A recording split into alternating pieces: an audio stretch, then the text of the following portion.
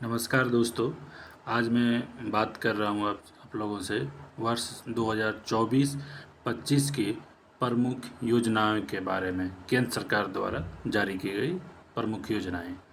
तो पहला योजना है वन नेशन वन सब्सक्रिप्शन।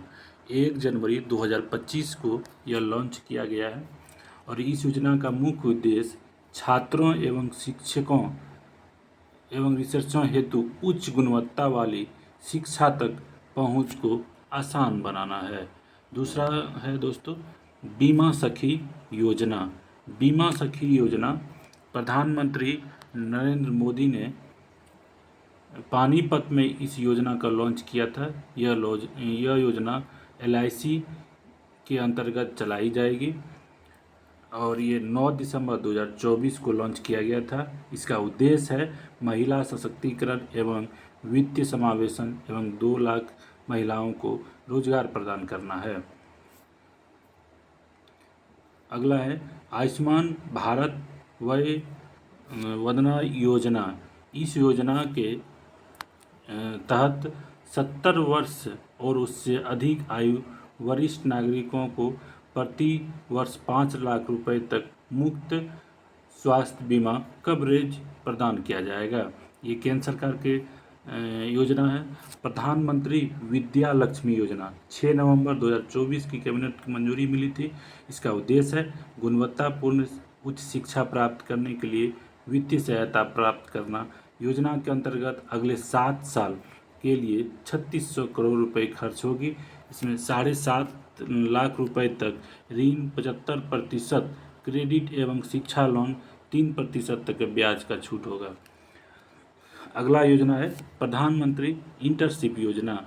इस योजना केंद्रीय बजट 2024-25 में की गई थी। इसका उद्देश्य अगले 5 वर्षों में 1 करोड़ युवाओं इंटर्नशिप का अवसर प्रदान करना है। इसका आयु सीमा 21 से 24 वर्ष तक। अगला योजना दूरसंचार विभाग द्वारा संचार मित्र योजना। उद्देश्य इसका है डिजिटल सुरक्षा के लिए युवाओं को सशक्त बनाना। अगला योजना है संस्कृति मंत्रालय द्वारा परियोजना परी। उद्देश्य सार्वजनिक कला प्रतिष्ठानों को संरक्षण प्रदान करना। अगला कौशल विकास और उद्यमिता मंत्रालय और नीति आयोग द्वारा स्वावलंबनी महिला उद्यमिता कार्यक्रम। उद्देश्य उच्च शिक्षा संस्थानों में छात्राओं को उद्यमशीलता कौशल संस्थान और मार्गदर्शन प्रदान करने उन्हें सशक्त बनाना। इसमें असम मेघालय और मिजोरम में शुरू किया गया है।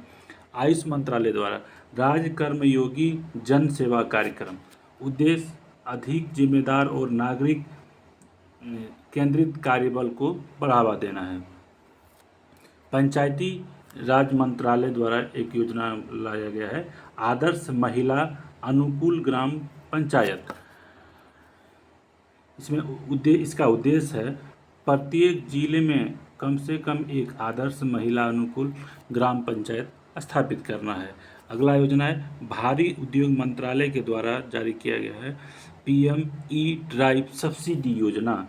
इसमें 10,900 करोड़ रुपए के परिव्यय के साथ योजना प्रारंभ हुआ है एवं इसका उद्देश्य भारत में इलेक्ट्रॉनिक वाहनों को तेजी से अपनाना, चार्जिंग इंफ्रास्ट्रक्चर स्थापित करना और EV मैन्युफैक्चरिंग इकोसिस्टम विकसित करना।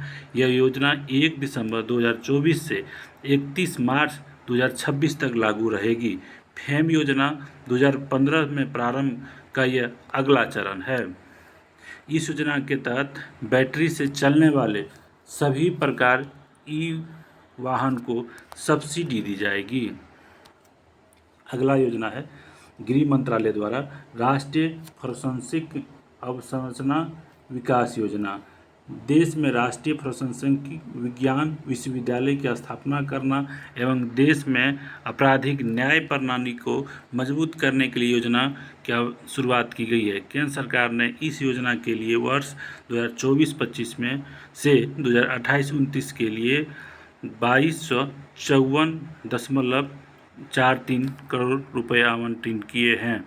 अगला योजना सहकारिता मंत्रालय द्वारा नैनो उर्वरक सब्सिडी, इसके तहत किसानों को नैनो उर्वरक खरीद के लिए 50% वित्तीय सहायता प्रदान की जाएगी। अगला योजना है केंद्रीय शिक्षा मंत्रालय और यूजीसी की मदद अस्मिता योजना। इसका उद्देश्य है नई शिक्षा नीति के तहत शिक्षा में भारतीय भाषाओं को बढ़ावा देने के लिए अगले 5 वर्षों में 22 अनुसूचित भाषाओं में 22,000 पुस्तकें प्रकाशित करना। अगला योजना है भारतीय राष्ट्रीय अनुसंधान परिषद, एक वैज्ञानिक एक उत्पाद योजना। उद्देश्य कृषि और पशुपालन के क्षेत्र में अनुसंधान को बढ़ावा देना। अगला है मत्स्य पालन विभाग द्वारा कृत्रिम चट्टान परियोजना, मछली उत्पादन को बढ़ावा देने के लिए कृत्रिम चट्टान इकाइयों को तैनात करना। और अगला है शिक्षा मंत्रालय द्वारा प्रेरणा कार्यक्रम, 9वीं से 12वीं कक्षाओं के छात्राओं को प्रेरणादायक एवं अनुभवात्मक शिक्षा प्रदान करना।